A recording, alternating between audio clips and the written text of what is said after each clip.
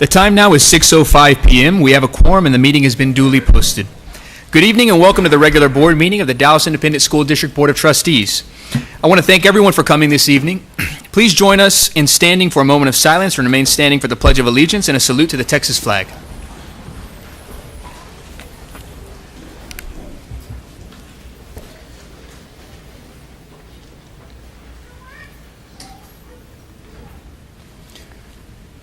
Pledge allegiance to the flag of the United States of America and to the republic for which it stands, one nation, under God, indivisible, with liberty and justice for all.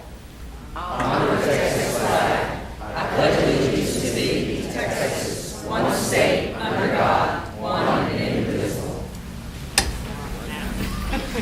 Board members present starting on your left and my right are Trustee Joyce Foreman, Trustee Bernadette Nuttall, Trustee Elizabeth Jones, Trustee Lou Blackburn, Trustee Nancy Bingham, Trustee Bernadette Nuttall, Trustee Eric Cowan, and Trustee Mike Morath.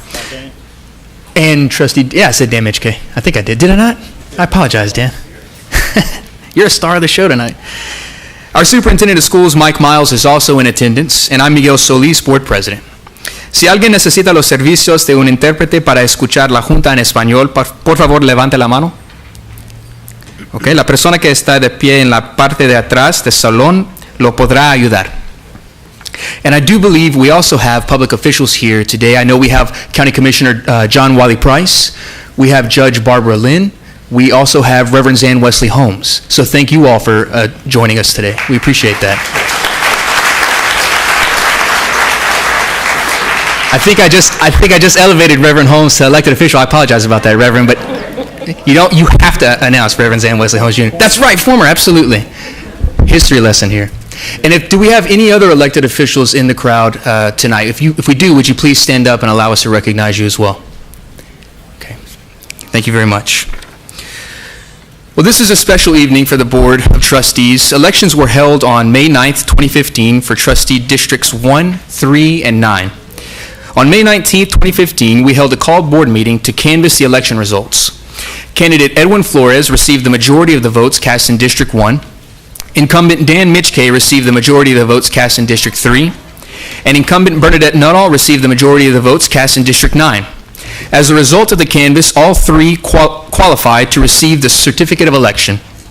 We will conduct our swearing-in ceremony in just a few minutes, but I want to take a moment to recognize our outgoing trustee and Second Vice President Elizabeth Jones, for her hard work and her dedication to the district. I'd like to share a couple comments, and then I want to open it up to other trustees as well, and then leave the final word for Trustee Jones.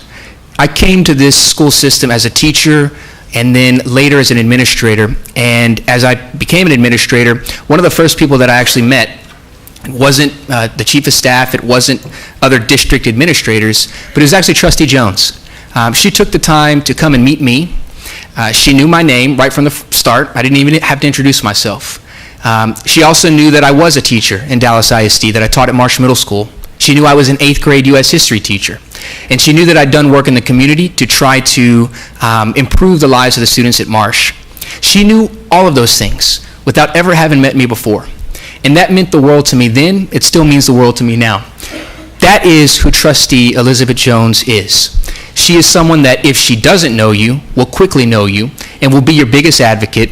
And if she does know you, will fight day in and day out to make sure that you are represented. There has never been a question in my mind throughout her entire tenure, and I've witnessed it as an administrator and as a trustee, that she has had the interests of 160,000 children at the forefront of her vision day in and day out. And so on my behalf and on behalf of the entire board, Trustee Jones, I want to say thank you and Godspeed and good luck in the future. Thank you. Trustee Foreman.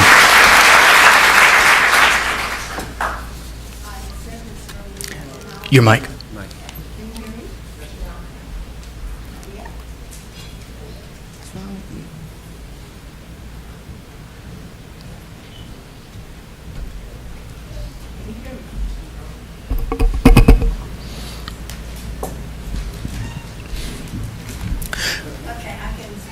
Try this mic. Try it. Yeah.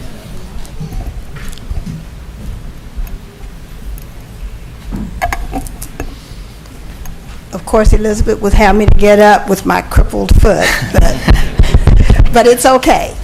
Now I'm good. So I'll stay here. You know, one of the things about serving on a board is finding camaraderie. Someone who not always agree with you, but someone who is dedicated to the mission.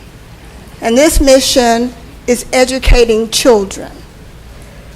I began to see Elizabeth as my sister in the movement to make the ISD better. I hate to see her go. I hate to let her go, because we've worked together on many issues. But what I will say is, knowing Elizabeth, she won't be gone. Thank you, Elizabeth. Thank you, Trustee Foreman. Dr. Blackman? I've enjoyed knowing Elizabeth since her campaign trail days. Had a chance to see her several times while she was campaigning, and was very thrilled that she made it to the board. Elizabeth, you have done a great job doing your homework, done a great job representing District 1. Quite often I try to compete with you because sometimes you come to events in District 5, but that just shows that you are not just for District 1, you're for the entire Dallas ISD, and I appreciate you, and we're going to miss you, but like I said earlier, come back to see us, we'll leave the light on. Thank you. Trustee Cowan? Just want to say what an honor and pleasure it was serving with you. You did a lot of hard work and a lot of heavy lifting, but you also started something that we're going to be talking about for years to come, and I don't think a lot of people really give you a lot of credit where credit is due, and that's the Future Facility Task Force and the work at really looking and focusing in on our future needs. So for that and for all your support, thank you. Wish you the best of luck, and we'll see you around. Thank you. Thank you, Trustee Cowan. Trustees? Trustee Mitchgame? Trustee Nuttall? I do believe these mics right here work. Well, Elizabeth, we started together, and I just gave this speech about 30 minutes ago in the other room in the reception area, but we started at the same time together and have served together for these past 3 years. I admire you for your energy and your enthusiasm and commitment, and I just want to say I'm going to miss serving with you. Thank you very much for your hard work and service. Trustee Nuttall? Yeah, thank you. Trustee Jones?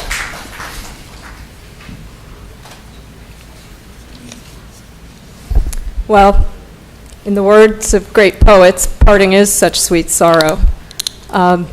There is no greater privilege, I think, in life, especially in a democracy, than being somebody who can serve the public and can serve the public's interest and can do it for the highest cause, I believe, of our society, which is the education of our children.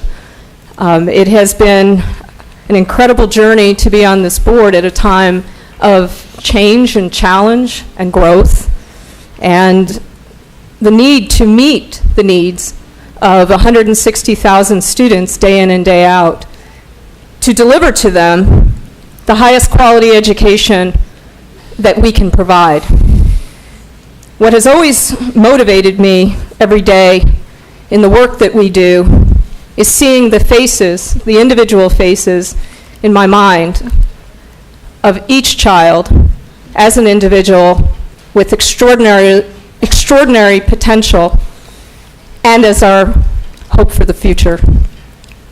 I do hope, and I leave behind very hardworking fellow trustees, and I thank you all for your great and kind words, with a bit of a challenge. And that is this: never lose sight of the fact that educational excellence is, in the 21st century in a knowledge economy, the most critical thing we can do for our economy, for our society, and for, more importantly, our democracy. Never lose sight of the fact that you hold the fate of 160,000 plus children in your hands. Never look at the data and see data. Look at the data and see a child. See a child who our responsibility is to make sure they have the best education. Look at the teachers not as those that work. Look at teachers as those that unlock the potential in students and unlock their futures for them and empower them. And let's invest in all of it. Let's continue to make sure we invest in all of it. DISD was never, and I've lived here 26 years, a failed school district. It is a fine school district made up of incredibly hardworking administrators, teachers, and more importantly, community members and parents who want it to be the best it can be. And it is our job as Board of Trustee to provide continuous assurance that that goal, that those particular objectives, that responsibility is carried out.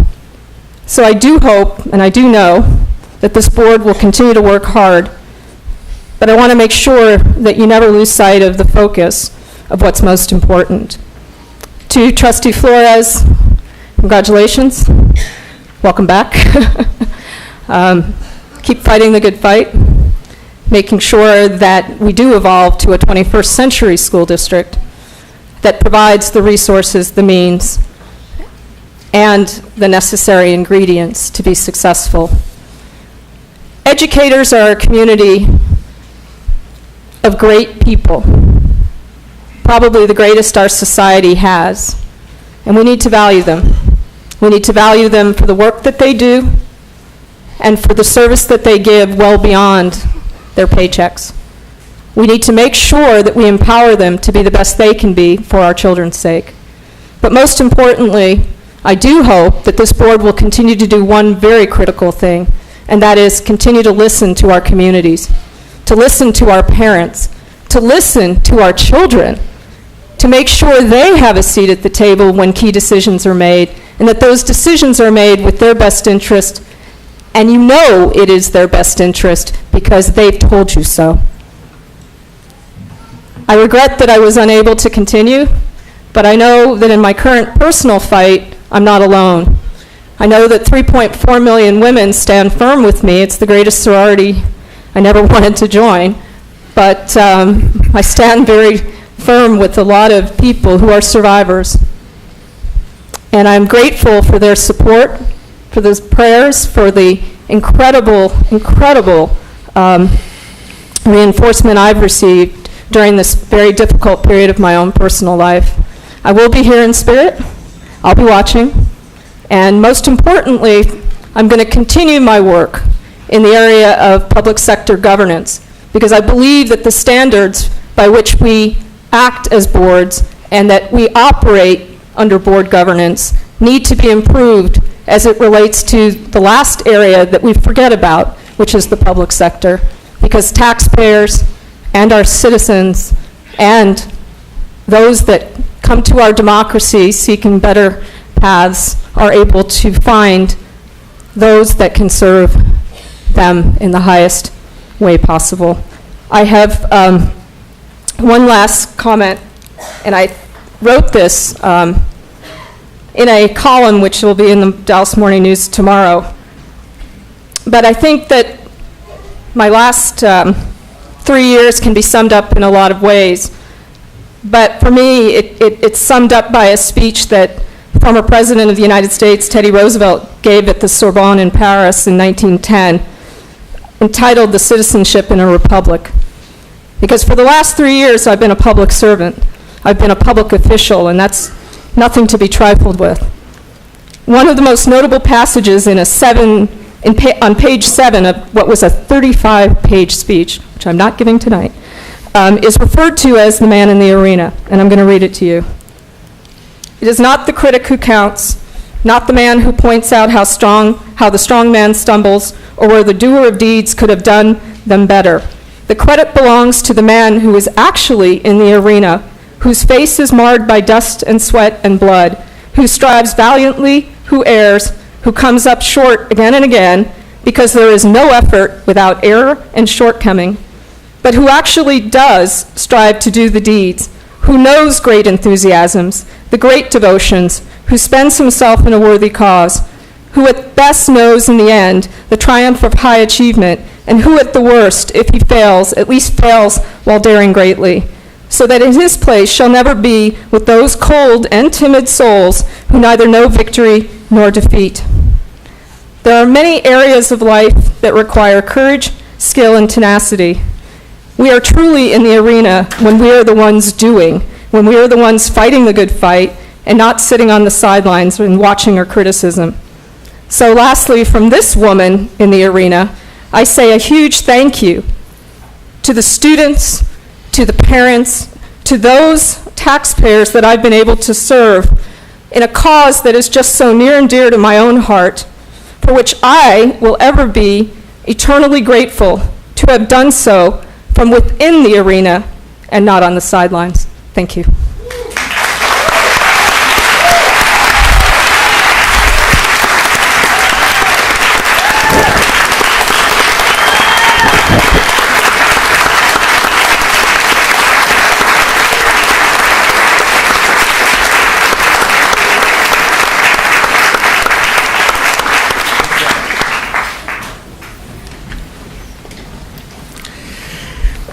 It is now time for our swearing-in ceremony for Dr. Edwin Flores and our incumbents, Mr. Dan Mitchke and Ms. Bernadette Nuttall.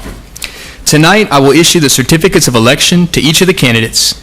This will be followed by the statement of elected officer and the oath of office administered by a qualified person chosen by the candidate. Dr. Flores, Mr. Mitchke, and Ms. Nuttall, would you please join me at the front of the dais for the issuance of certificate of election?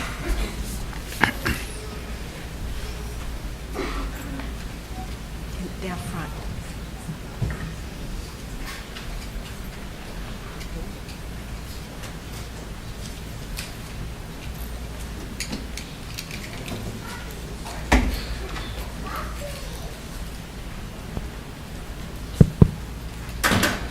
This evening, I'm proud to issue the certificate of election to Dr. Edwin Flores from District 1, Mr. Dan Mitchke from District 3, and Ms. Bernadette Nuttall from District 9.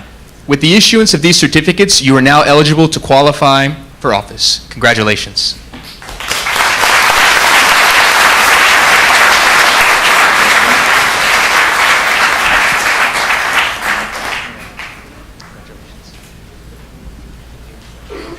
Taking a picture.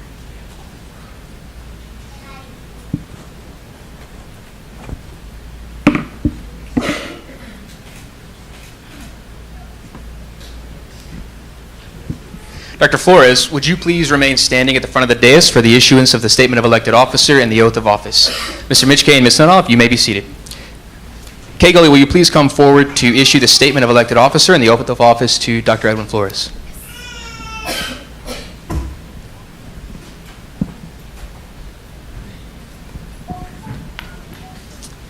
Would you please raise your right hand and repeat after me?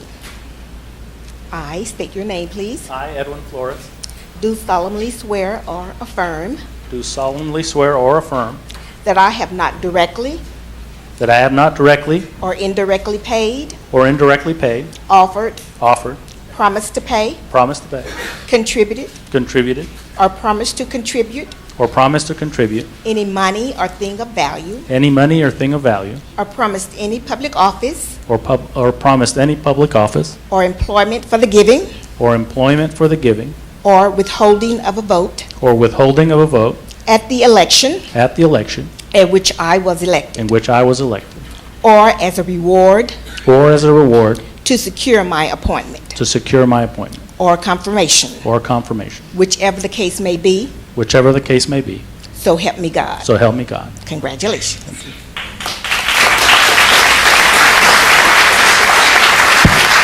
Okay, the oath of office. I state your name, I, Edwin Flores, do solemnly swear or affirm do solemnly swear or affirm that I will faithfully execute that I will faithfully execute the duties of the office the duties of the office of School Board Trustee of School Board Trustee for the Dallas Independent School District for the Dallas Independent School District of the State of Texas, of the State of Texas, and will, to the best of my ability, and will, to the best of my ability, preserve, preserve, protect, protect, and defend the Constitution and defend the Constitution and laws of the United States and laws of the United States and of this state. and of this state. So help me God. So help me God. Congratulations.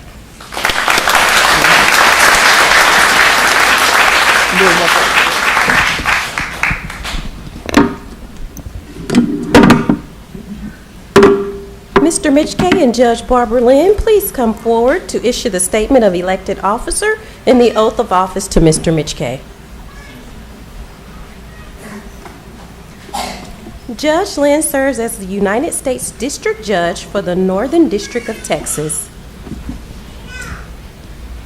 Well, Dan, I know you're going to repeat after me exactly what I say, because I've known you for 30-plus years, and I know you do a wonderful job at all you do, so thank you. I, Dan Mitchkay, I, Dan Mitchkay, do solemnly swear do solemnly swear that I have not directly or indirectly paid, that I have not directly or indirectly paid, offered, promised to pay, offered, promised to pay, contributed, or promised to contribute contributed, or promised to contribute any money or thing of value, any money or thing of value, or promised any public office or promised any public office or employment or employment for the giving or withholding of a vote for the giving or withholding of a vote at the election at which I was elected, at the election at which I was elected, or as a reward or as a reward to secure my appointment or confirmation, to secure my appointment or confirmation, whichever the case may be. whichever the case may be. So help me God. So help me God. All right.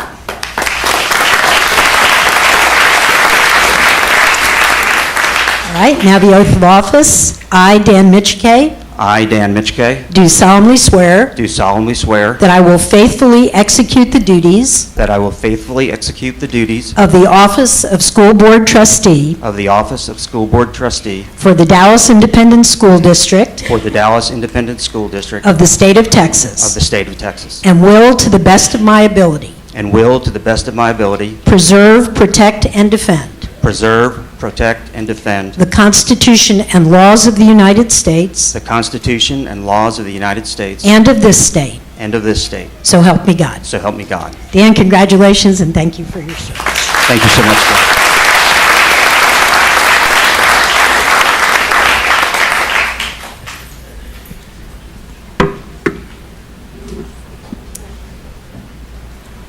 Ms. Nuttall and Commissioner John Wiley Price, please come forward to issue the statement of elected officer and the oath of office to Ms. Nuttall.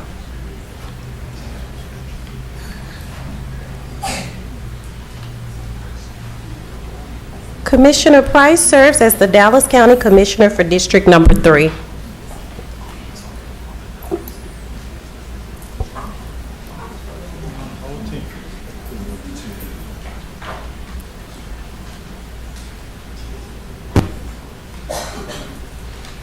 And before I administer this oath of office, I want to thank all of the voters of District 9 for joining me.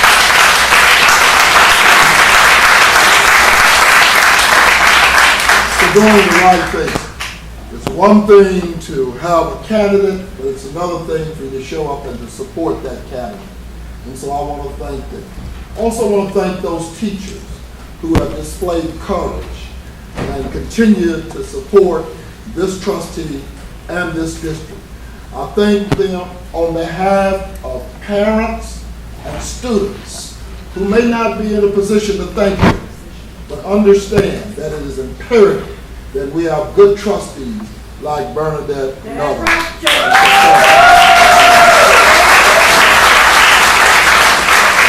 And so for those who are here with us and was part of this arduous campaign, I'd ask you to stand and take this oath with me. By the way, this is a public school system. That means it is the public school, and therefore, there you go. Come on, stand up. All right.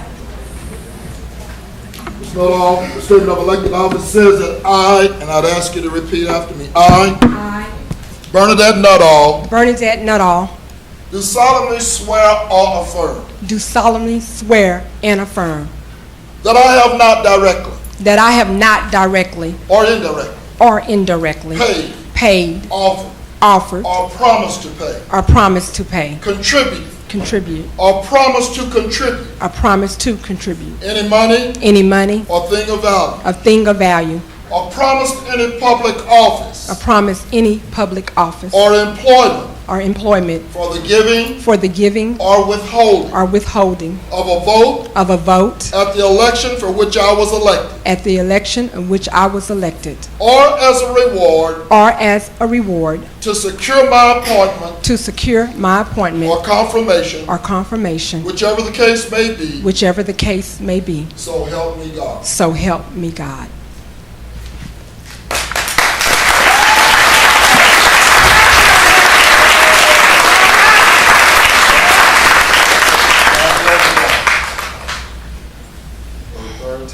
Thank you.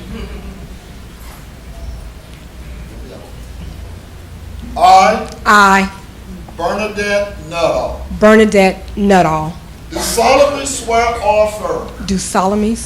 or affirm that I will faithfully execute the duties of the office of school board trustee for the Dallas Independent School District of the state of Texas, and will to the best of my ability preserve, protect, and defend the Constitution and laws of the United States and of this state. So help me God. Congratulations.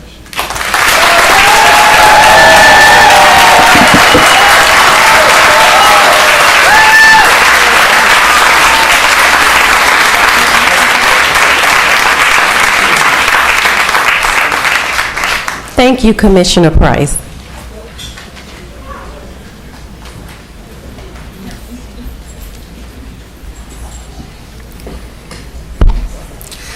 On behalf of the Board of Trustees, I'd like to thank Ms. Kay Gully, Judge Barbara Lynn, Reverend Zan Wesley Holmes Jr., and Dallas County Commissioner John Wiley Price for participating in the swearing-in for this evening's ceremonies. Ladies and gentlemen, please help me formally congratulate Trustee Flores, Trustee Mitchkay, and Trustee Nuttall for taking office as a member of the Dallas ISD Board of Trustees.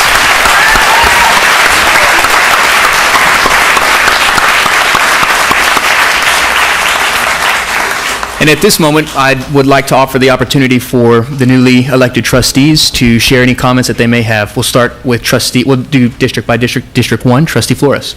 Sure, thank you, Mr. President. I want to, first of all, thank my family. My wife Jessica and our daughters Christina and Marissa are here tonight, and a good friend from when we were at DeGaulier Elementary School and then Marsh Middle School, Jeannie Culver, and all of the citizens of District 1 who came out to vote, who cared enough to participate in the election, and with whom I shared the vision for several weeks, and overwhelmingly elected me onto the school board. And finally, I want to thank Trustee Jones for her service to the kids and her dedication and her hard work. Having been the chair before and now being back in the chair, I know what a commitment this is, what a sacrifice it is, and so thank you so much for having been there for our kids. Thank you, Trustee Flores. Trustee Mitchke. Well, thank you. I'm very honored and humbled by the election results and being able to serve again, and I will do my best to be worthy of the support and trust that my constituents have placed in me. I will say that when I started the campaign again this time around, I remembered how much work it was, and this time I not only had my regular job, I was also a sitting trustee. And I was thinking, oh, I'm not sure I have the energy to do this. But once you've done it, you realize how important a campaign is, how many people you get to meet, how close you can get and come into contact with your constituents. And there were two really short stories I wanted to tell you. One was that at early voting, I was wearing a Bryan Adams High School shirt, and I ran into an elderly woman who knew Bryan Adams, the person, not the building, and that's the way she told me. And I found out that Bryan Adams was actually a school administrator and had Dino's job in the 1940s. I didn't know that, and we did a little video and I put that on Facebook. So at some point down the road, I'm sure we will have a Dino Harris High School.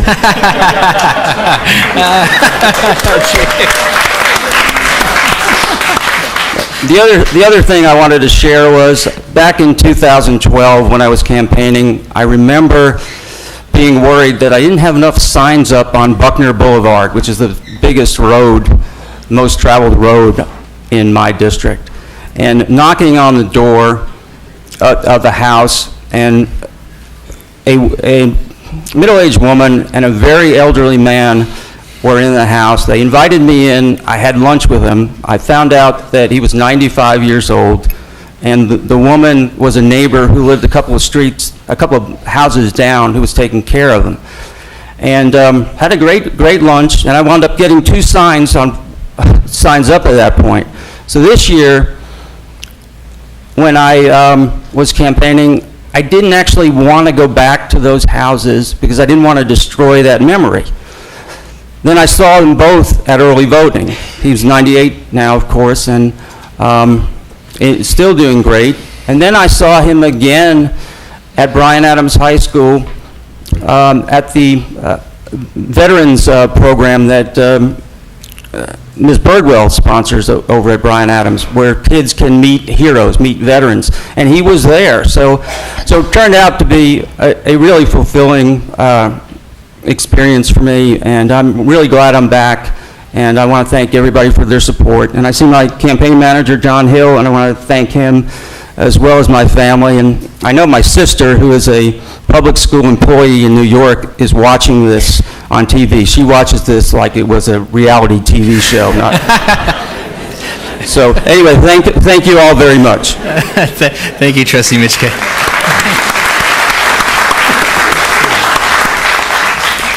Trustee Nuttall. Hello.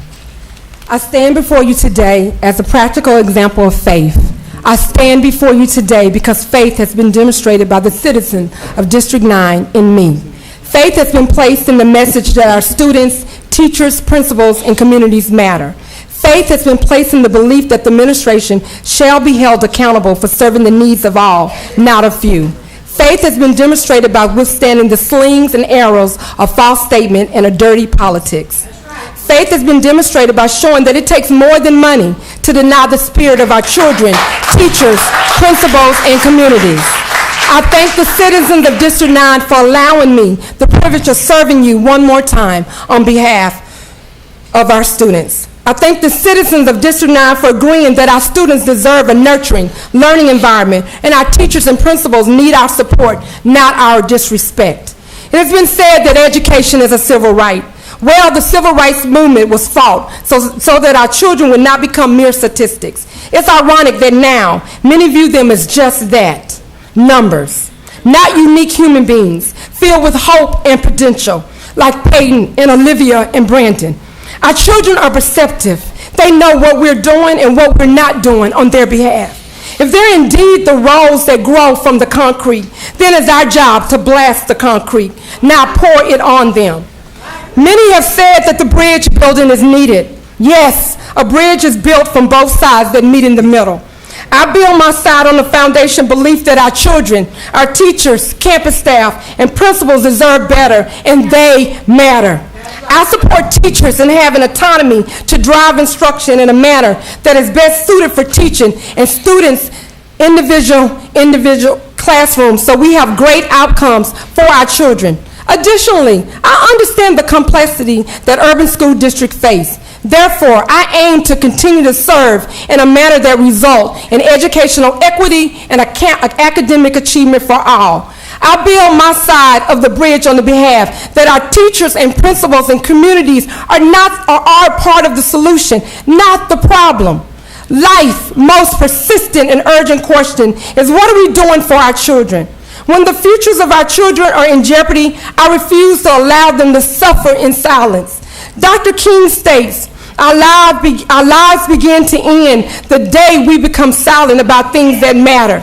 I will not go along merely to get along with the politics that do not work for our children, teachers, parents, and campus staff. I will not go along merely to get along with the lack of character, transparency, integrity, respect, and honesty for real improvement and change, which results in positive academic and life outcomes for our students we serve. So when you hear the raised voices of our children, parents, teachers, principals, and communities, don't attack them by using vile terms such as patronage, being noisy, or anti-reform. Simply listen to them. Their concerns matter. In the words of Maya Angelou, you may write us down in history with your bitter, twisted lies. You may tread on us in the very dirt, but still, like dust, we will rise. You may shoot us with your words. You may cut us with your eyes. You may kill us with your hatefulness, but still like air, we will rise. Out of the huts of history's shame, we rise up from the past that's rooted in pain. We rise. We are a black ocean, leaping and wide, welling and swelling, we bear in the tide. Leaving behind nights of terror and fear, we rise into a daybreak that wondrously clear. Bringing the gifts that our ancestor gave. Through education, we are the dream and the hope of the slave. We rise. Today, I stand before you committed to the well-being of our children. Today, I stand before you humble, but renewed in faith. Today, I stand before you ready to serve our children of this district.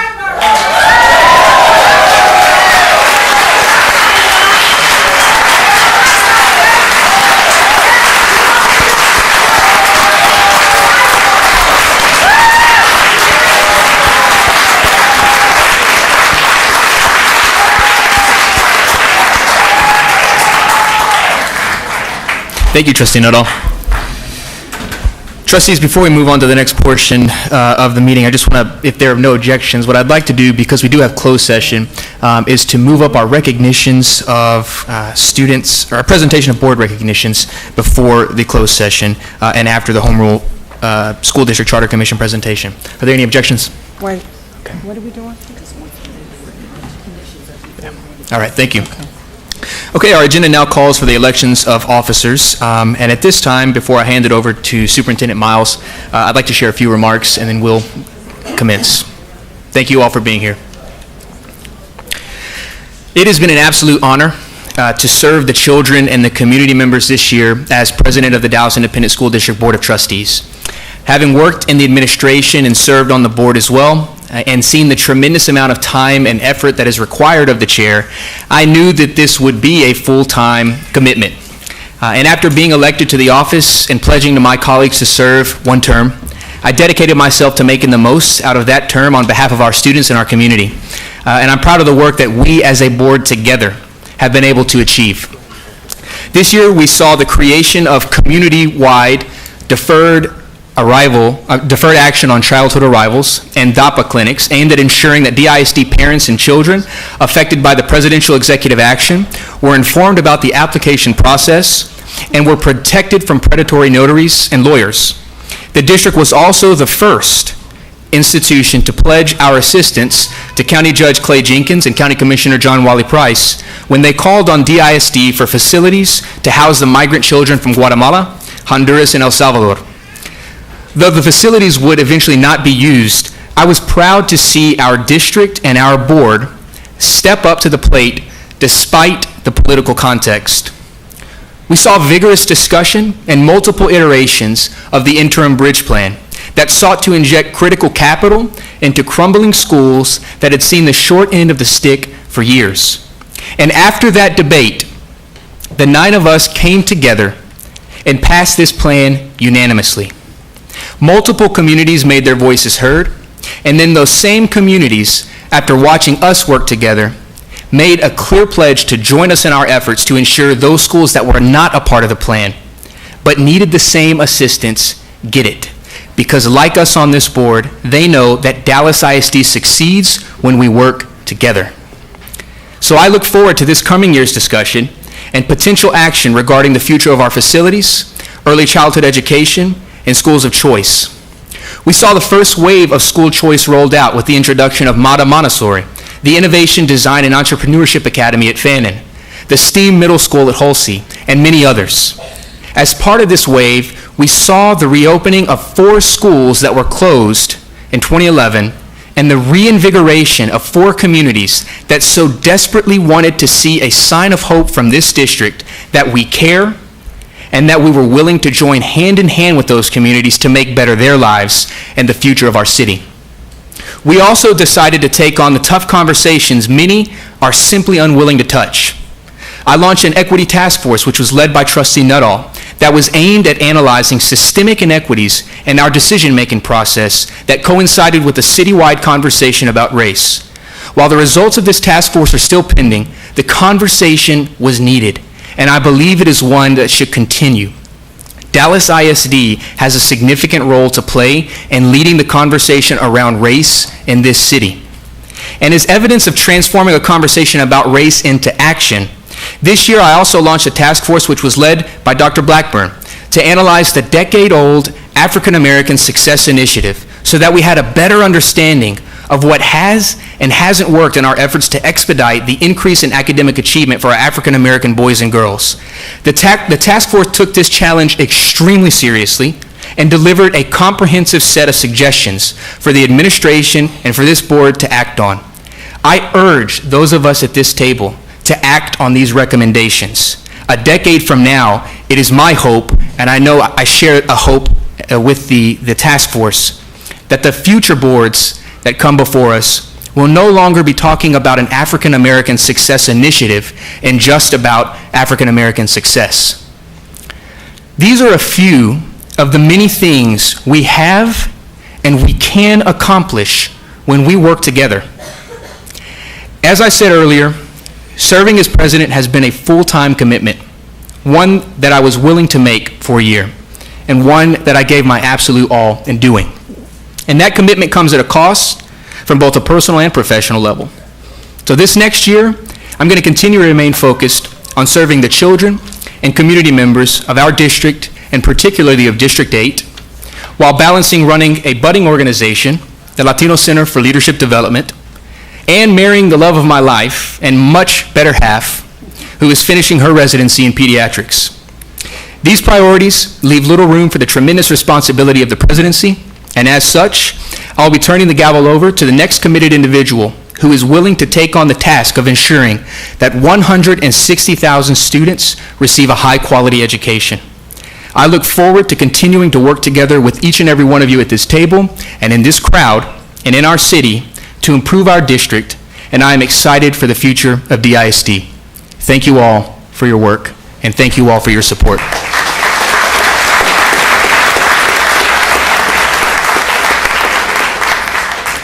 Mr. Miles, you will now preside over the nomination of Board President. Thank you, Mr. President.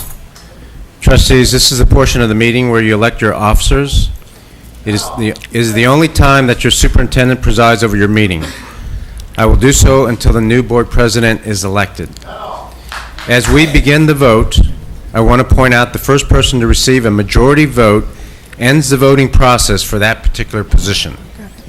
Each nomination will be voted on as a separate item, meaning each trustee can vote once for each nominee until a single candidate receives a majority of the votes, thus ending the voting for that position. If no majority is obtained, we will continue to the next name, and if no nominee receives a majority vote, nominations for the same position will open again with the same names and/or possible additions.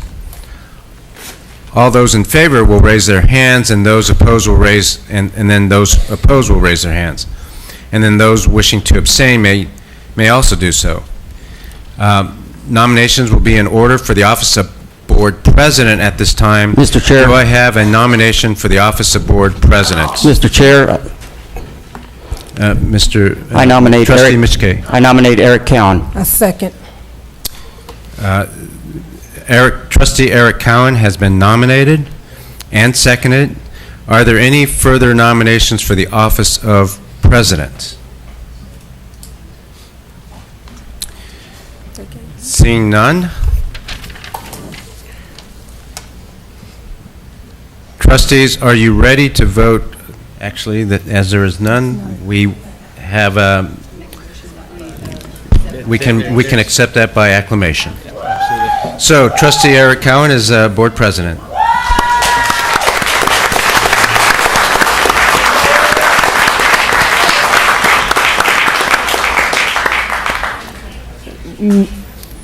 Mr. President.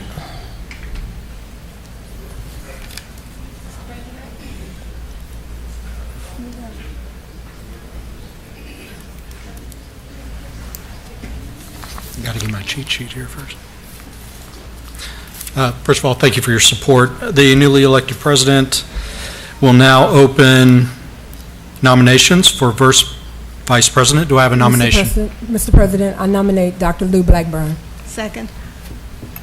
Dr. Lou Blackburn has been nominated. Do I have any other nominations? Mr. President, I nominate Miguel Solis.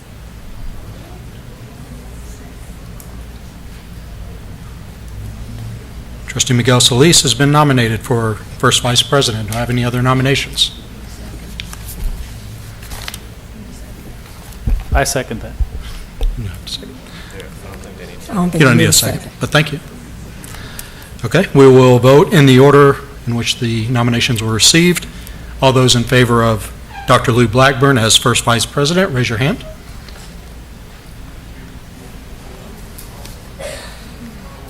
Okay. All those in favor of Miguel Solis, raise your hand.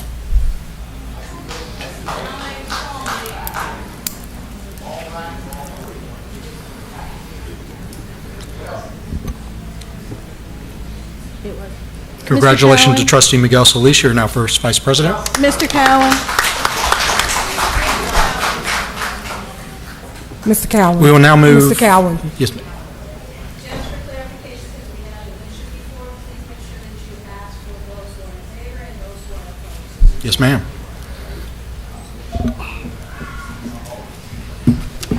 You sure about that? Yes, because we have to have a majority, and we just want to make sure that we have that. For each nomination? Yes, please. Okay. We're now on to nominations for second vice president. Do I have a nomination? Mr. President, I nominate Dr. Lou Blackburn for second vice. Second. Dr. Lou Blackburn has been nominated for second vice president. Do I have another nomination?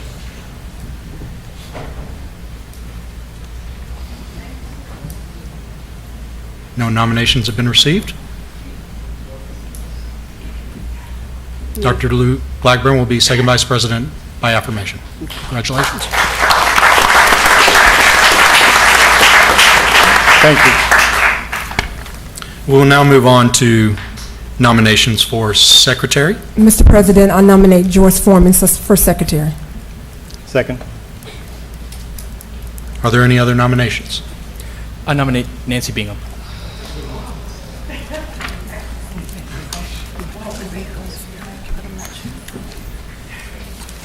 Are there any other nominations? Okay. All those in favor of Trustee Joyce Foreman for Board Secretary, please raise your hand.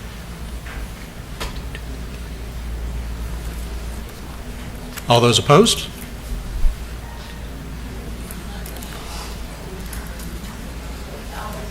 All those in favor of Nancy Bingham for Board Secretary, please raise your hand. All those opposed? All those opposed? Okay. I was asked to do oppositions. Okay. Thank you. Congratulations, Trustee Nancy Bingham. You're now Board Secretary.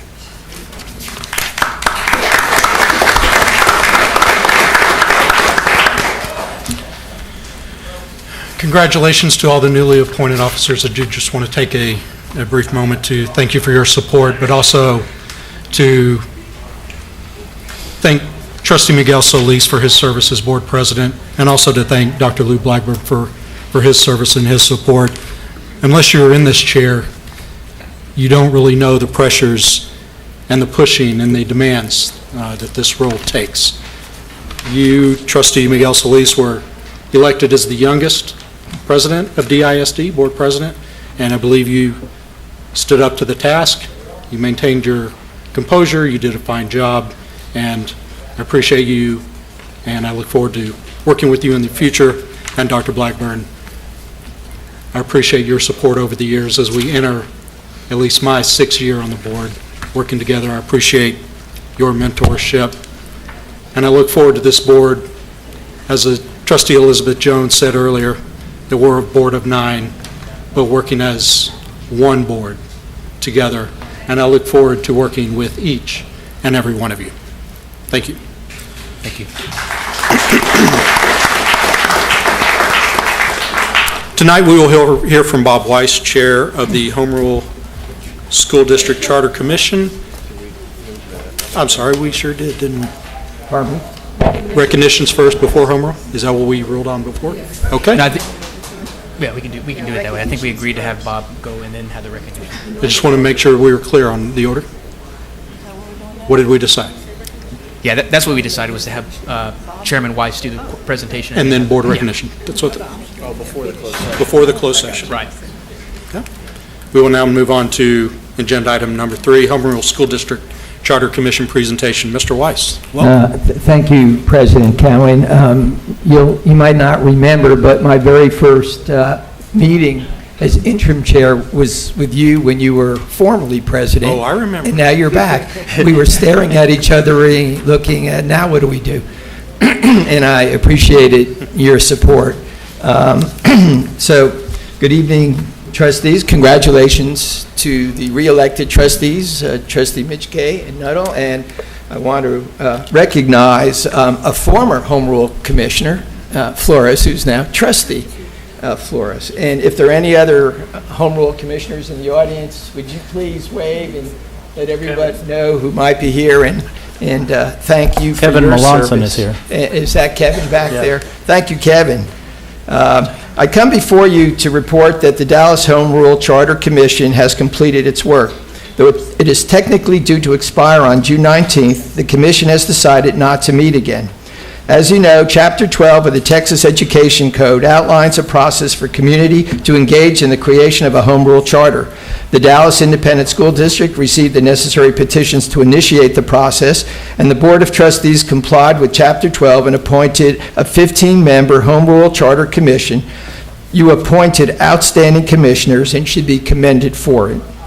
The Home Rule Charter Commission was charged by the Board of Trustees with deciding whether a charter school district might offer a more effective and efficient governance structure, accountability system, educational strategies, and budget finance work. We concluded that it would not and voted not to write a charter. This decision was made after careful deliberation.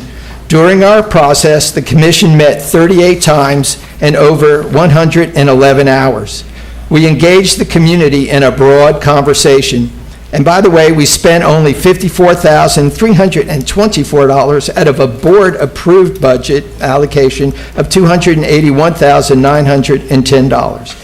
Each commissioner executed their duty and responsibilities faithfully as volunteers committed to the DISD and its welfare. We did not always agree with each other, but we were civil and respectful of each other's point of view. And we leave behind a rich repository of documents and notes that contain many interesting and important ideas about governance, education, discipline, community engagement, especially tutoring, and community insights. These can be found on the DISD website under the News navigation link, which contains a link to the Home Rule Charter Commission website. The website's easy to use, and most of the material has been translated into Spanish. I urge you to look at it and learn from it. On a personal note, I want to thank each commissioner for their service. You participated in a process that was never done before, under a great deal of community scrutiny, remained open to different points of view, and then were ready to decide what the commission was asked to do. I have been involved in volunteer activities and can tell you that what you did was difficult and extraordinary, and I was humbled by your trust in me as chair.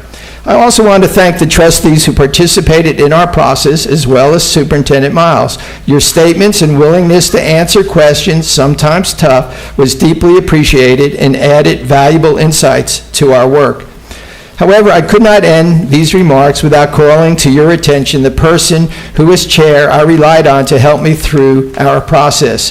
It is someone you know well, and in my estimation is an unsung hero, maybe within the district, but assuredly to the public, and that is Dino Harris. Let the record reflect my deep gratitude and that of the commission for his tireless efforts on our behalf. Thank you, Dino, and I want you to know I'm in for naming a high school for you.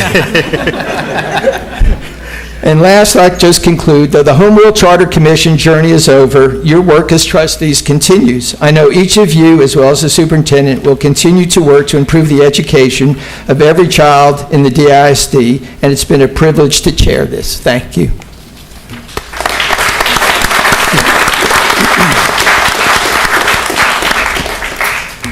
Are there any questions or comments for Chairman Weiss?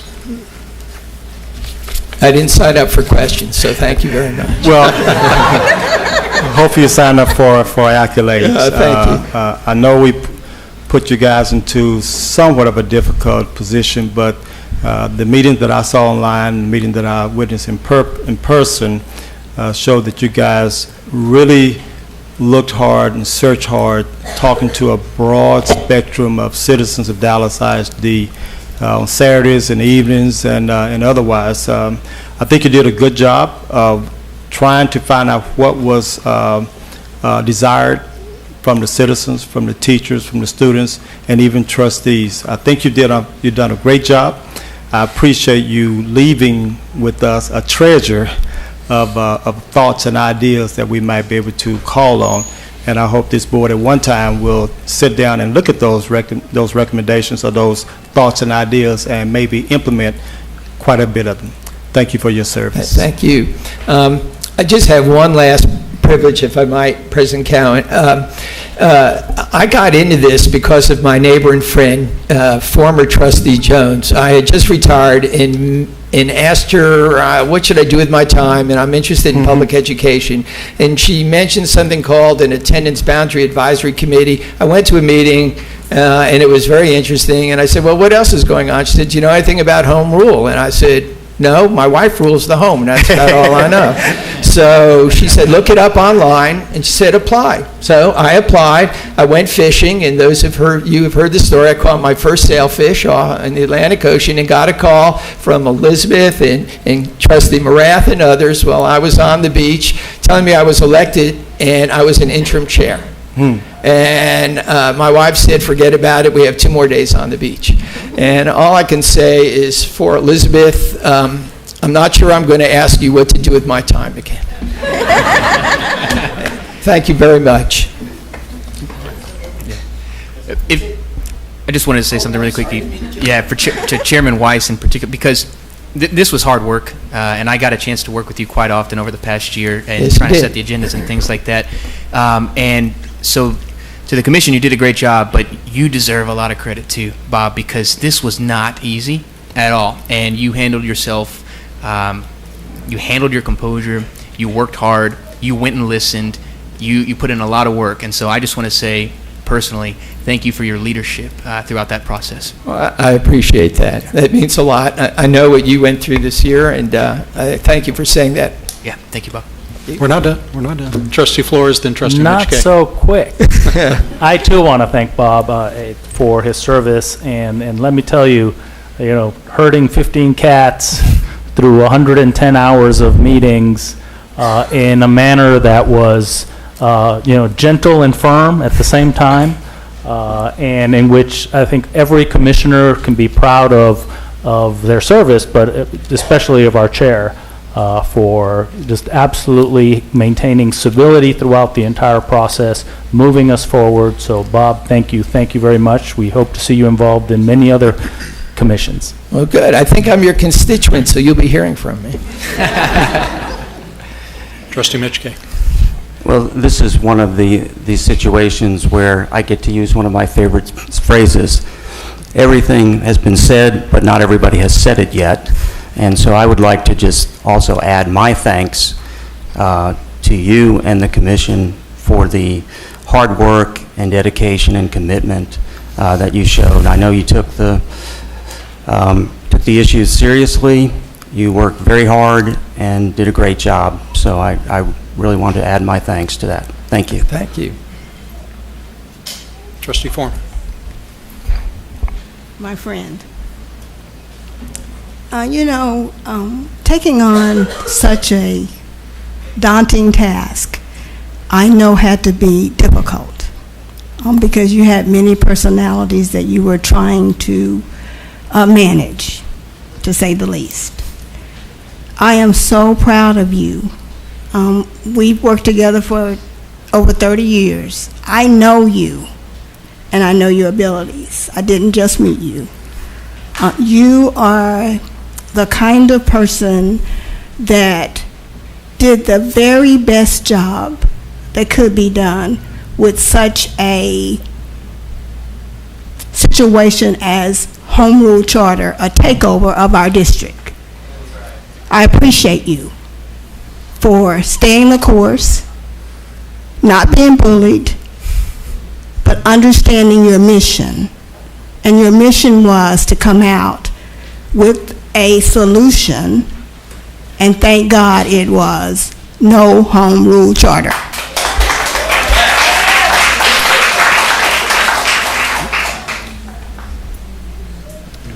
Trustee Bingham. I want to say thank you to all the members, but especially my representative, who was Carlos Mendez, and he had to drive all the way from Sigaville each day, which was a long way, and I know that you had a difficult task to do. Home rule was not something that I supported, and I'm glad that y'all finally came to that conclusion also. But thank you for the many hours of meetings, because you definitely stretched the limits when it came to the meetings. I saw the number of meetings that you did, which was just unbelievable. So I don't think there was a community that you missed. So thank you for all the time that you've given the district and the children. I appreciate that. Thank you. Thank you, Bob. I was wondering, can we get the recommendations that came out of the committees? Yeah, they're online now. Can we get a copy of that sent to I us? defer to Dina. They've all been posted. Okay. And it's when you go to your website, there's a news on the navigation bar, and if you drop down, there's a Home Rule Charter link, and it links directly to the website, and everything's been posted there to date. Okay. And I would like to personally thank my representative, Ms. Shirley Isom-Newsom, for serving, and Sure. she ran the governance committee. So Yeah. thank you. Will do. Thank you. Thank you. That's it. Thank you. Thank you, Bob.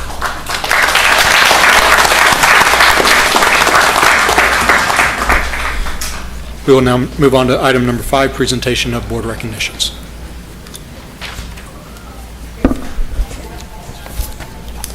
Trustee Blackburn, Superintendent Miles, please come forward.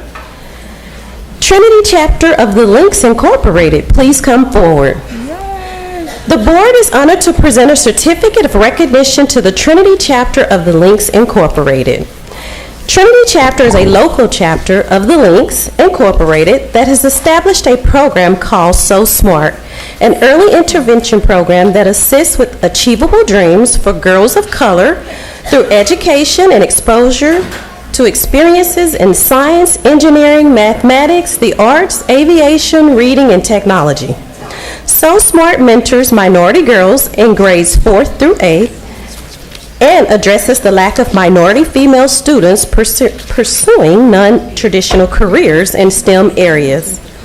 Trinity has awarded in excess of $100,000 in college scholarships to area high school seniors who will enroll in college and to students currently attending school within the Dallas County Community College District.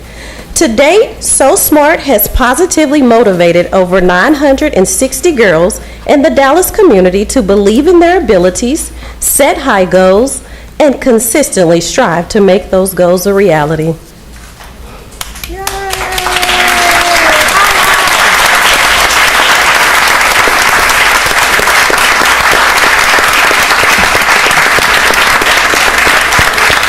Thank you, Trinity Chapter of the Links Incorporated. Thank you. Trustee Blackburn, Superintendent Miles, please remain standing. The board is honored to present a certificate of recognition to the following outstanding volunteers and partners for their service, support, dedication, and inspiration to the schools in District 5. Principals and honorees, please come forward as your name is called. Julie Singleton, Principal at H.I. Holland at Lisbon Elementary. Maury Barber, Parent Volunteer. Ms. Berber has contributed over 250 hours helping bilingual elementary students with reading and writing.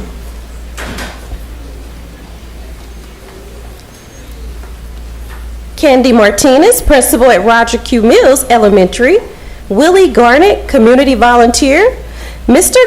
Garnett is a retired constable who has contributed over 750 hours serving as a volunteer cross-guard before and after school and assisting with safety, security, and stability at the campus daily. Marlon Brooks, Principal at Wilma Hutchins High School. Rachel Thomas, Frito-Lay Partner.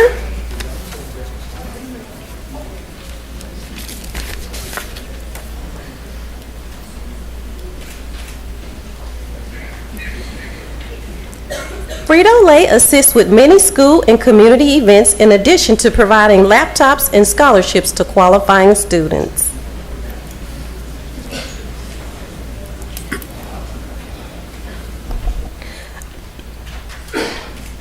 Mari Smith, Principal at William B. Travis Academy. Paula Corral Love in Motion Partner. Love in Motion focuses on monthly appreciations at 10 DISD schools by providing small tangible gifts and encouraging handwritten notes to each staff member to remind them that they are valued and appreciated by the community.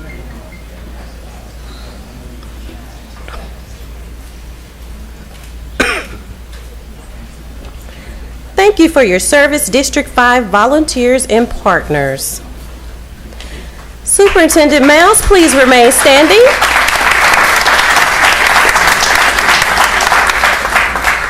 Trustee Morath, Principal Cal Richardson, Head Coach Ladarius Chambers, Athletic Coordinator Bobby Estes, and Luca Chatham, please come forward.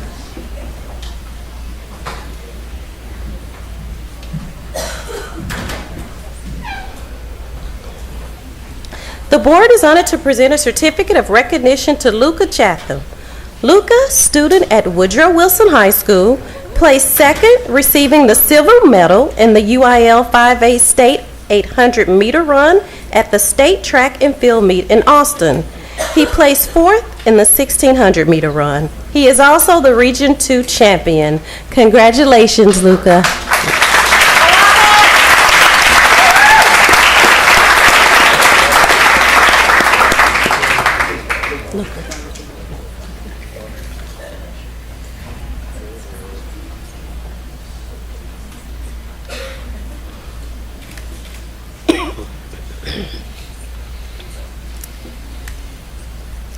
Trustee Nuttall.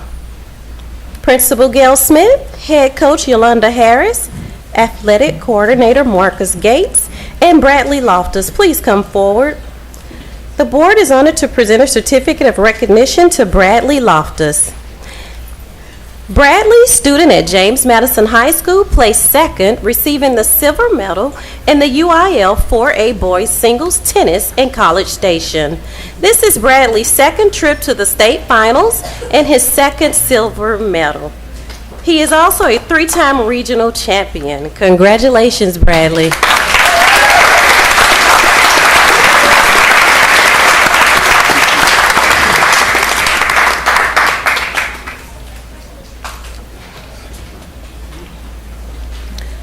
Trustee Cowan, please come forward. The board is honored to present a certificate of recognition to the winners of the anti-bullying poster and video contest. The contest is sponsored by Counseling Services as a means of raising awareness of the issue of bullying and its implications. District 7 students, please come forward as your name is called.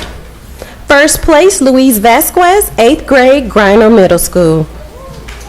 Second place, Maria Leal, Brianna Martinez, and Kimberly Castro, 8th grade, Stockard Middle School.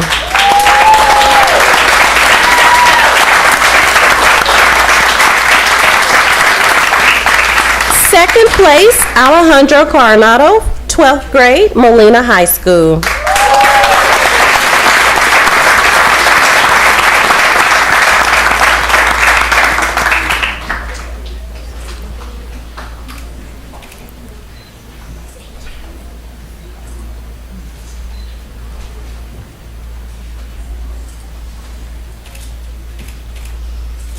Congratulations. Trustee Bingham, please come forward. District 4 students, please come forward as your name is called. First place, Erwin Alvarez, 11th grade, Spruce High School. Second place, Ruben Ramon, 2nd grade, Seagoville Elementary. Third place, Lorian Brookshire, 2nd grade, Seagoville Elementary. Third place, Keandra Garcia, 9th grade, Spruce High School.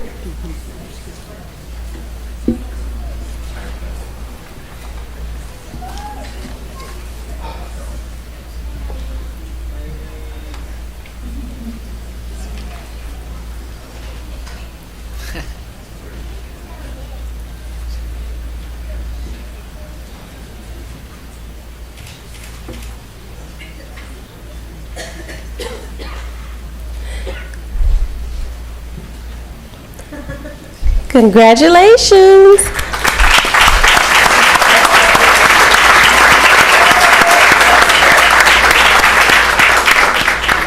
First place, Stop Bullying in Every Way video. Jacqueline Carranza, Sonia Luco, Esmeralda Sierra, Maria Martinez, Erica Hernandez, Rafael Torres, Jamaica Street, all of Spruce High School.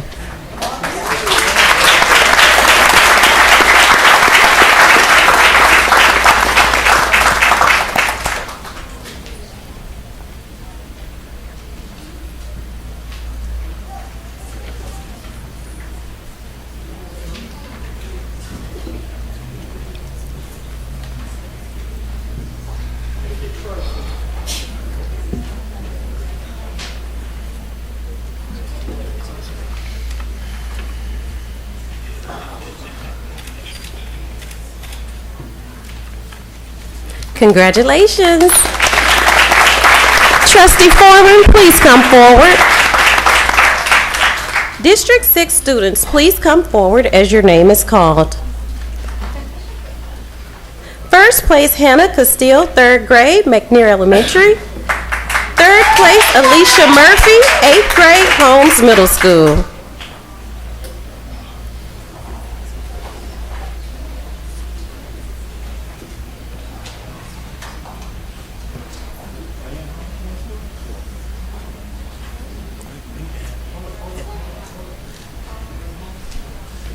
Alicia Murphy.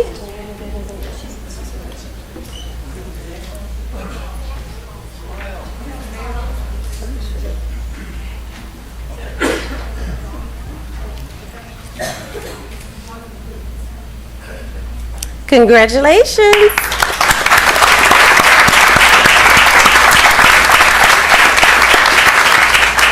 Trustee Marath and Sasha Arasa, please come forward.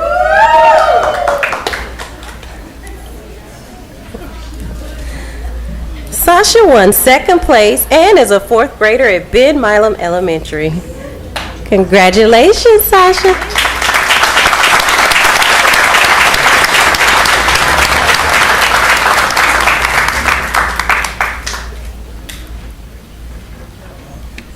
Trustee Nuttall, please come forward. District 9 students, please come forward as your name is called.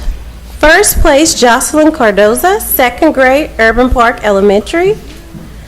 Third place, Yasmin Vasquez Alamo, fifth grade, San Jacinto Elementary.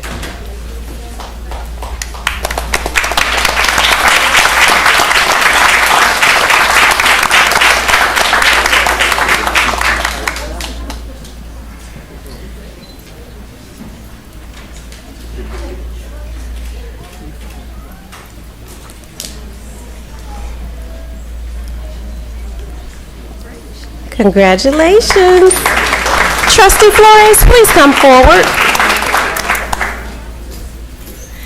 District 1 students, please come forward as your name is called. Second place, Be a Hero Anti-Bullying Video. Daryl Matthews, Edgardo Yanez, Ashley Farron, Armando Ortiz, Matthew Griffin, Lindsay Koroski, Elizio Leve, Emmanuel Hernandez, Henry Mickelson, Jose Gutierrez, Jason Sims, Javante Clark, Kayla Thompson, Sneedigo Urbino, Uziel Peralto, Michael Lay, Kenneth Warner, Kania Velasquez, Fredique Alinas, Christian Marcelino, Liliana Escadon, Cynthia Rodriguez, and Roxy Posadas, all of W.T. White High School.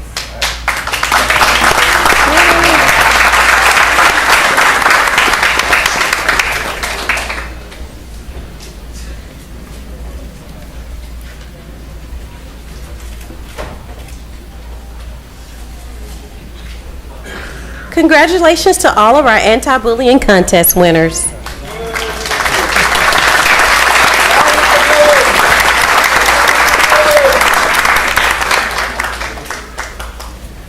Trustee Cowan.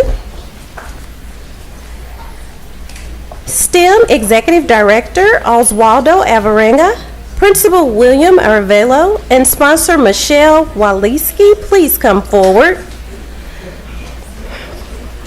The board is honored to present a certificate of recognition to LV Stockard Middle School Robotics Team.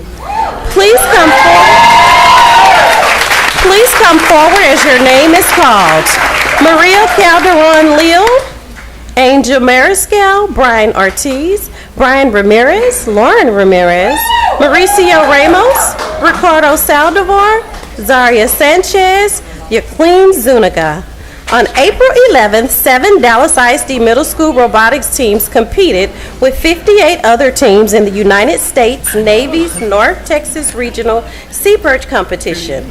The competition is held to raise STEM awareness in science, technology, engineering, and mathematics by building underwater robotics that compete in underwater obstacle courses. The STEM department is proud to announce that Stockard Middle School placed 3rd overall and will advance to nationals and represent the Dallas ISD at the National Sea Perch Challenge in Massachusetts this weekend.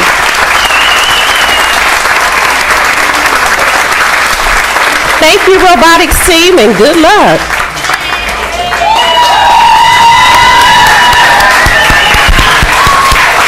Nice jackets.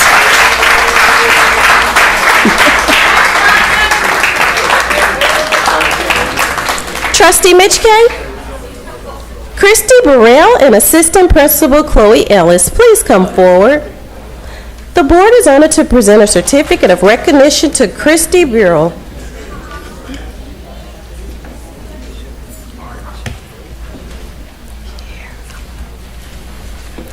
Ms. Burrell, a teacher at M.J. Conrad High School, oversees the PALS, Peer Assistance Leadership Program. The PALS program has made a significant difference at Leanne McShann Junior Elementary School and Conrad. Students mentored 3 days a week at McShann to work on reading and writing assignments and spend time mentoring to the autism unit at Conrad. Ms. Burrell and mentors sponsored a red carpet prom for the autism unit this year. The prom provided a memorable experience for students and parents. Thank you, Ms. Burrell, for your outstanding service.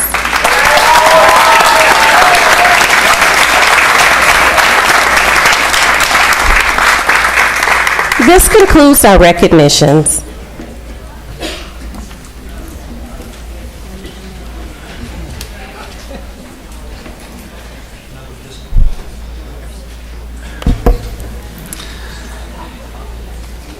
In other district accolades, 7 students earned Gates Scholarship. Dallas ISD has 7 students who received the prestigious Gates Millennium Scholarship. The students are among 1,000 high school graduates from across the nation to be selected. The scholarships are good through graduation, meaning they are renewable based on program guidelines from undergraduate studies through the doctoral level. The 7 students are Mang Lian, Sung Maui, Tika Acharya, all from Emmett Conrad High School, Dominique James from Bryan Adams High School, Frank Byers Jr. from South Oak Cliff High School, Victoria Lennox from Booker T. Washington, and Kenneth Robinson from Justin Kimball High School. In other news, the School for Talented and Gifted at Townview is best high school in the nation, according to the rankings by U.S. News and World Report. For the 4th consecutive year, TAG has occupied the #1 spot. School of Science and Engineering came in at #5. Other schools making the list include Irma Rangel, Booker T. Washington, Judge Barefoot Sanders Law Magnet, School of Health Professions, Rosie Sorrell's School of Education and Social High School, Kathleen Gilliam Collegiate Academy, School of Business and Management, Garza Early College, A. Maceo Smith, New Tech High School, Barack Obama Male Leadership Academy, and Lassiter Early College. And finally, Tamara Singleton, a counselor at Samuel High School, was named the 2015 Dallas ISD Counselor of the Year. Ms. Singleton has been praised for her strong advocacy for students and helping to broaden opportunities for them. Also, librarian Jennifer House was named Dallas ISD's 2015 Librarian of the Year. Ms. House shares her love for literacy and diversity with students and staff at Stevens Park Elementary. Congratulations to all.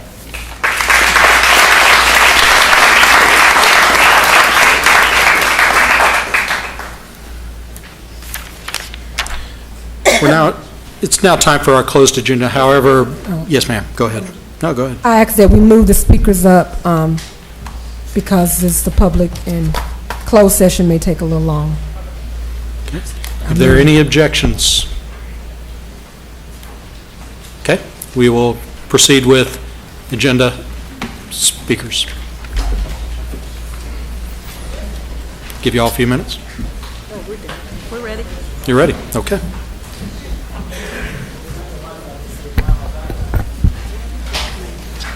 Speakers, you have 3 minutes to speak. When you arrive at the microphone, please state your name and address. Our first speaker is Caroline Mejia, followed by Ed Wagner.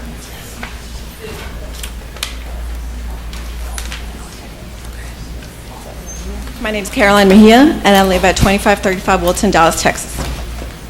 I'm here today as a conscious member of the incredible Rosemont community. First, I'd like to express my appreciation and admiration to my fellow community members. Thank you for speaking up on behalf of our children. We are here, the Rosemont community, to talk about the innovations in learning and the great work that the Rosemont principal, Ms. Breening, teachers, staff, parents, and community volunteers are doing. Ms. Breening is so much more than just a popular principal, as many have stated. She has been at Rosemont for 15 years and has transformed the campus through the dual language program, community involvement, and transitioning it to a K-8 school. She has supported our children and has supported the teachers in guiding our children's continual growth. The teachers who go to work wanting the best for our children every day. I've seen it firsthand. My son, Ibrahim, is in kinder. He has done a complete 180 from last year. I owe a big part of his transformation to his teachers, Ms. Flores and Ms. Vega, and to the principal who have given my son a second chance and have gave him the platform to successfully grow. As parents, we see the good that is being done at Rosemont through the creative educational programs, the activities sponsored by the PTA, and the Dads Club.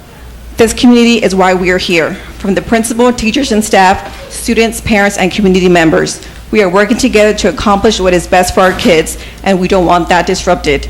We want Ms. Brenning to stay at Rosemont, and we will not sit back and allow the spirit and energy to be stripped of the Rosemont community.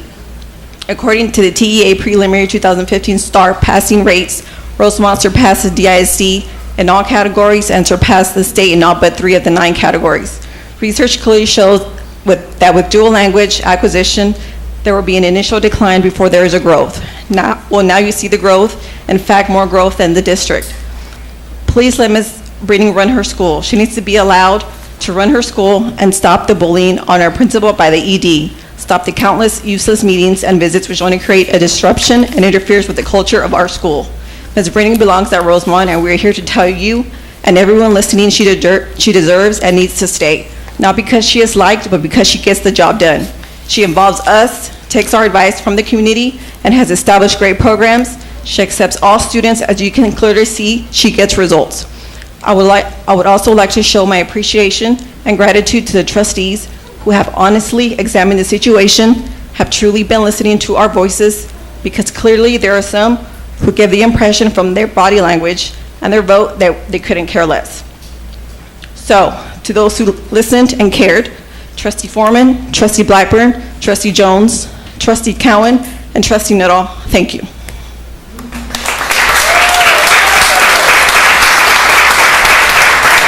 Ed Wagner, followed by Julie Coates. Hi, my name is Ed Wagner. I live at 943 Leatrice in Dallas, and I've got 2 kids at Rosemont, and I'm a software developer by trade, and you know the funny thing about building computer systems is that no matter how hard you try, you never get it right the first time, and that's why software development has embraced the concept of continuous improvement so that we get something out there, we measure it to determine where the issues are, we fix those issues, and then fix the system so that those don't ever happen again. And I think this may be kind of similar to academic, administration processes, and so I've been comforted to hear Mr. Miles talk about, embracing continuous improvement. Clearly, he understands the value of, continually monitoring and correcting and adapting processes so that we can actually get better and accomplish our goals. So I applaud him for that. I appreciate his vision, and now I think we're ready to see it in action. Imagine you wanted to create the best principal evaluation system. You would get a bunch of smart people together, and they would look at what's been done before and learn from those mistakes, and you'd put something together and you'd get it out there. And you'd probably realize that it's not going to be perfect. So you need some mechanism to let you know when something's going a little awry. And so what exactly do you think like one of those alarm bells might be? Might it be here tonight in blue t-shirts? I fully believe that, in the benefit of identifying and rewarding effective teachers and administrators. I'm a numbers guy. I believe in objective criteria and how that can, be used in evaluations. But also being a numbers guy, I understand the limitations of data. That, there's some things you don't measure and some things you can't measure. And there are qualities that contribute to the effectiveness and value of people like Ms. Brining that don't show up in data. At the end of the day, a person's worth can't be summarized by a number, and I wonder if maybe that's part of the issue here. But whatever the shortcoming of the system, the alarm has gone off, and we need to remedy the error. I think Mr. Solis said it well last month when he said, the administration has put in place systems to do as best as they can the job of ensuring that every single campus continues to improve. Sometimes those systems work, sometimes they don't work. And as the Board of Trustees, our job is to ensure that we are continuing to remain vigilant over those systems. Well, the board did their job last week. They heard the alarm bell, realized it wasn't working perfectly. They voted to keep Ms. Brining. Now we expect the administration to make good on their pledge of continuous improvement. Thank you, Mr. Wagner. Your time has expired.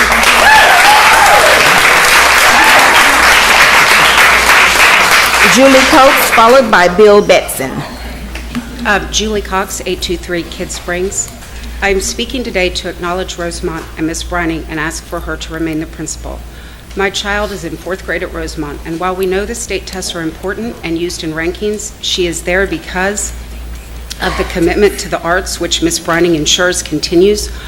All children are exposed to, take classes, and join ensembles and clubs in the arts throughout their time at Rosemont.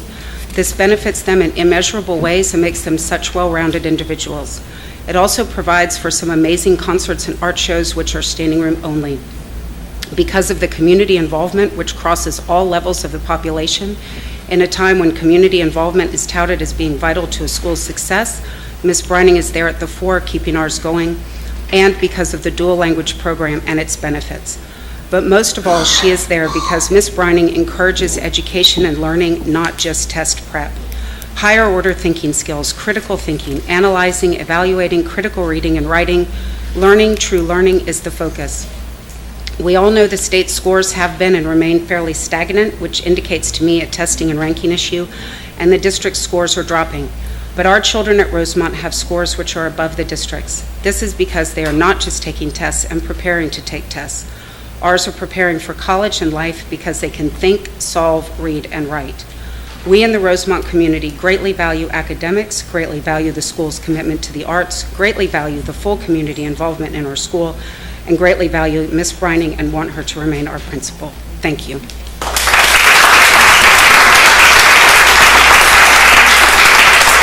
Bill Betson, followed by Oscar Jimenez. Howdy, my name is Bill Betson, 6717 Cliffwood, and I celebrate what Rosemont is doing. If DISD is data-driven, they are to be celebrated. DISD has had a superintendent who's chosen not to give the board or the Dallas public consistent monthly reports reflecting the health of Dallas ISD for 3 years. Sadly, you, the elected trustees, have chosen to not make such reports mandatory. The second set of STAR testing failures 2 years in a row would have been less of a surprise for the public if we had had such transparency. I challenge you to find the last year DISD student achievement reflected in statewide testing fell more compared to the rest of Texas than it has each of these past 2 years. These are each, standing alone, the worst years for student achievement since at least 2004, and possibly much longer. What is Dallas not being told each month? Discipline, student and teacher transfers, teacher resignations, teacher absences that are not being filled by substitutes. These numbers are all missing. Month-to-month changes in these numbers by school are missing. If your child's teacher is absent and there is no sub, and your child must spend the day in an auditorium or being crowded in another teacher's classroom, would you like to know how often that might be happening? It is because such numbers are getting worse, along with STAR scores, that Mr. Miles will not report on them today during his superintendent's report. Teachers remain frustrated, as is reflected in the climate survey Mr. Miles will report on today.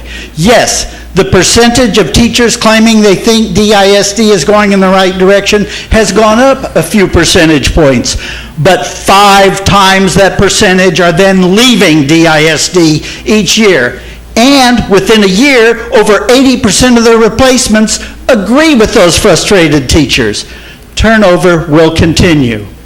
The greatest danger to DISD children is that the same people with the same mindsets, comfortable with avoiding transparency, the ones that found Miles, will also find his replacement. That is the greatest danger. Omar Jimenez, followed by Ola Allen.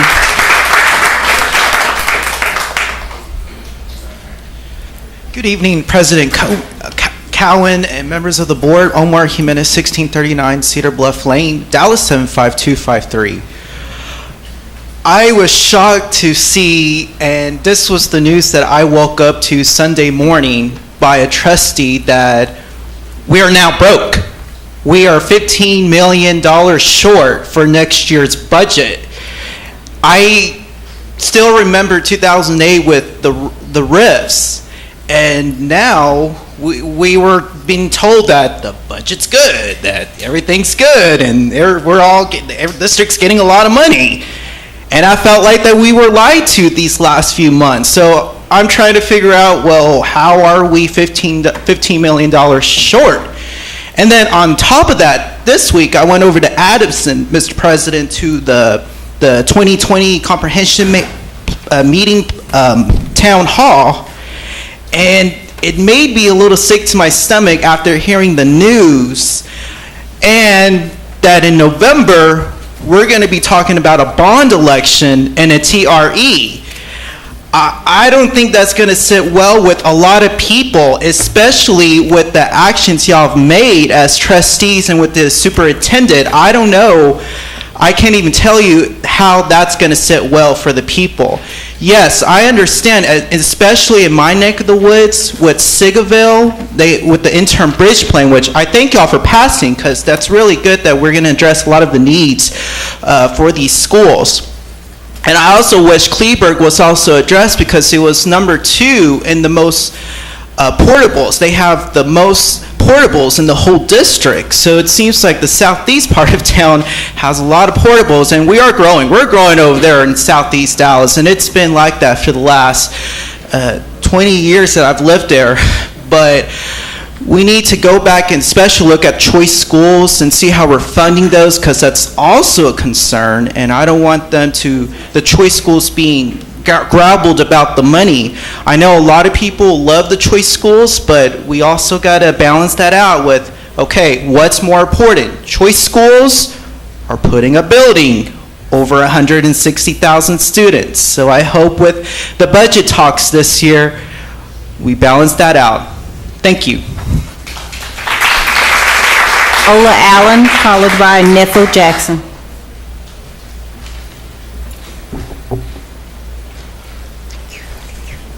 Good evening, and congratulations, Edwards, on your president for the next year. I am Ola Allen, 4111 Summit Ridge Drive, Dallas, Texas.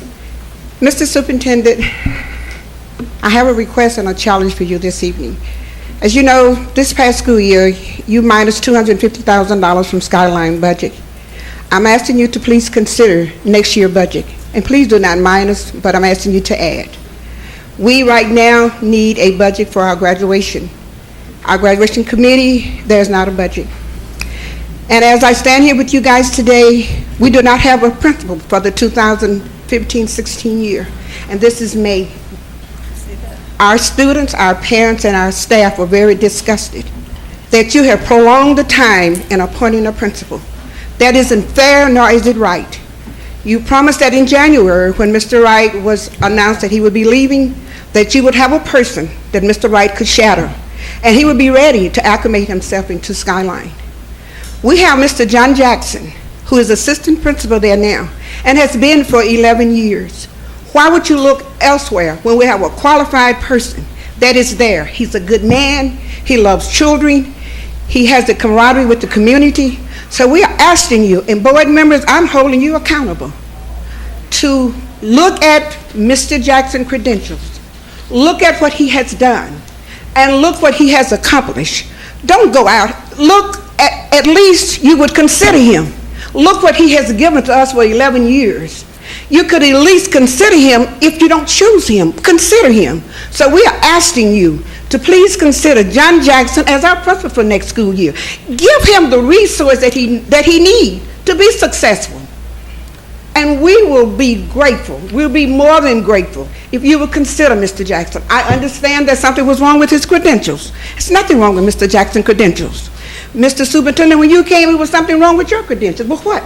We gave you an opportunity. We gave you a chance. So we are asking you to give John Jackson an opportunity to be the principal at Skyline, and then give him the resources that he needs to be successful. And we will be evermore. If you tell me, I might not remember. If you show me, I might not know. But if you involve me, I will understand. Nethel Jackson, followed by Lakeisha Wallace. To the Board of Education, Superintendent Miles, Nethel B. Jackson live at 2851 Toluca, Dallas, Texas. I am coming as a concerned citizen as well as a homeowner for 45 years. Our schools are as good as our leader, Trustee Nuttall. Do these schools really belong to the citizen of this district? If so, Superintendent Miles, staff, and board member, why was Trustee Farmer and Trustee Nuttall and the community left out in the budget process with no input? How the money going to be spent? I'm speaking about a $1.4 billion budget. What about this $15 million shortfall that Trustee Farmer and Trustee Nuttall know anything about? You have put together this budget after the fight, and in June, you are asking them to vote on this. This is insane. As a 45-year taxpayer, Mr. Superintendent, how are the children? How are the children doing, Mr. Superintendent? With a budget of $1.4 billion, how are the African American children doing, Mr. Superintendent? Well, Mr. Superintendent, let me say for the record, the Texas Education Agent stated the gap in Dallas ISD passing rate and the state had gotten worse since started in 2012. Superintendent Meyer, you hold principal, teacher, and parents accountable. This Board of Education must hold you to a high standard for the hardship you caused this district. The 6th trustee voted to keep you on May 1st, 2015. You must vote tonight to end his service with this district. Brother Malcolm X said, education is the passport to the future. For tomorrow belongs to those who prepare for it today. We must get this right, for our children's future is at hand. Yes, Sister Bernadette Nuttall, I guess we went to Thank you. Your time has expired.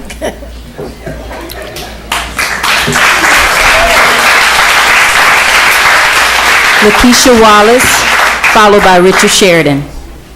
Hello, I'm Lakeisha Wallace, and I reside at 3513 Wendelkin. I'm also a Skyline parent, a very active parent, and I've stood before you many nights speaking my concerns. I share a concern as Rosemont does. We're without a principal as well. Our principal was promoted to ED. Today is May 28th, 29th, and we don't know who our principal will be for the incoming year. We have over 4,700 students at Skyline. He has a staff of over 300 to 400 people that he supervises. This is a disservice to us as parents, to our students, and to our staff, not to know who will be coming in for the incoming year. I don't know what the policies or the procedures are for hiring incoming principals, or what processes you go through, but it seems to me that this late in the game, we should have someone in our corner that is familiar with our school. I think it's over 300,000 square feet. We have 21 portables. You're going to bring someone in from a different city, a different state, or a different district and expect them to come out on August 1st and lead our students? I don't think so. I've been there 8 years. I've graduated 2 students. I have one here, my daughter here now. She's a biology major at Texas Southern.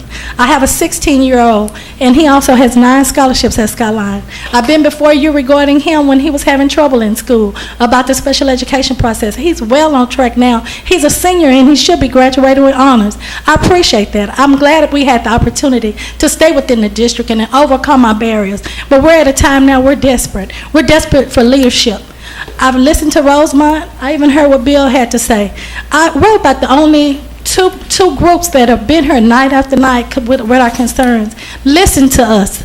That's what either you're volunteering to do if you're not getting paid. Here are our concerns. We're parents. We're taxpayers.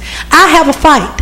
I'm concerned about my child's safety and well-being. You should be as well. That's what you've been elected to do.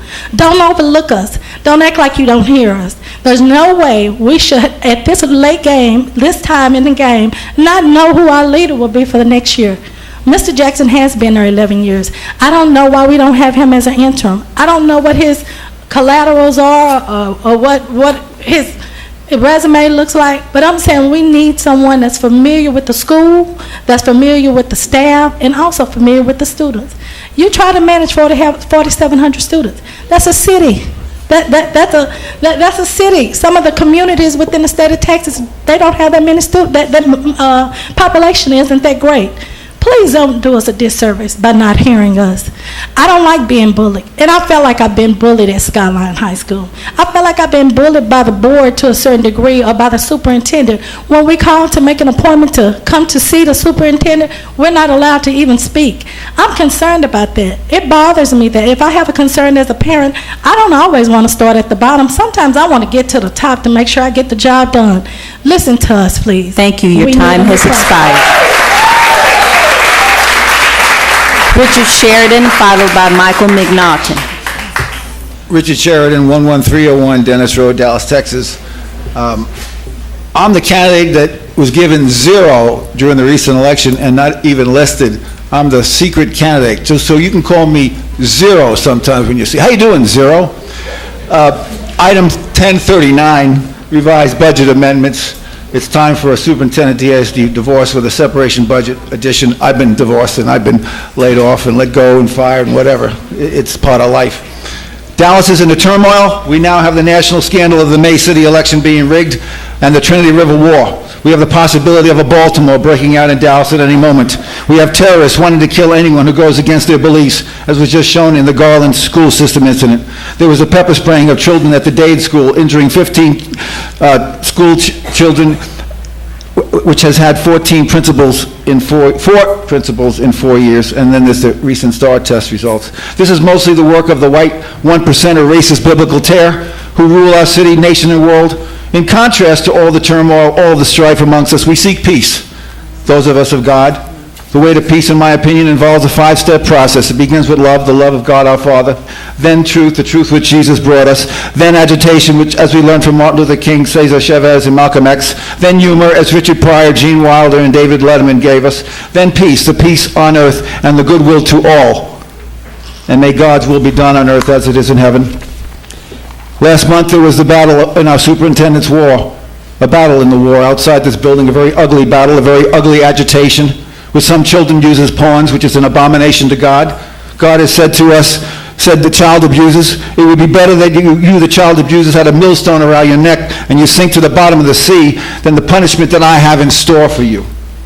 Certainly our DSD students are being sorely abused in one of the nation's worst school systems. I will be brief. You have a copy.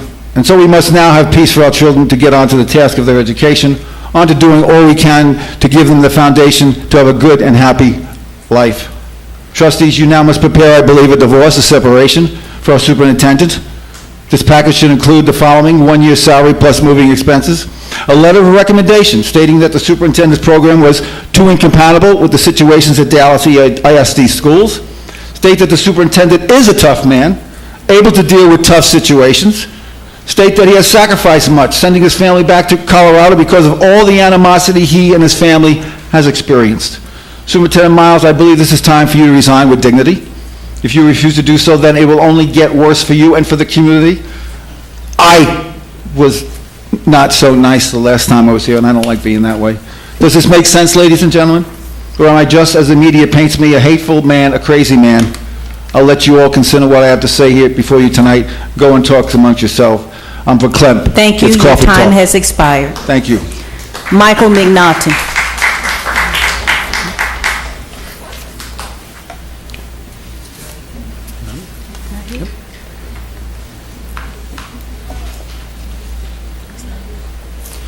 Okay, trustees, it's now time for the board to retire to closed session. We will conduct our closed session pursuant to the Texas Government Code, Section 551, concerning any and all purposes permitted by the Act, including but not limited to...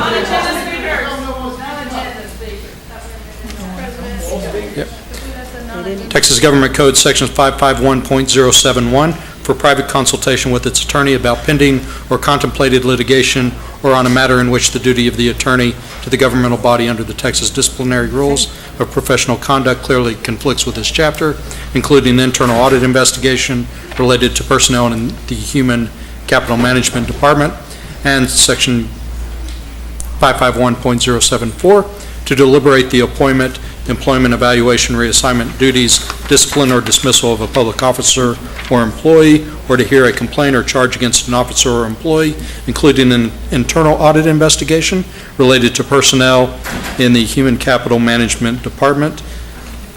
The time is 7:55, and we are in closed session.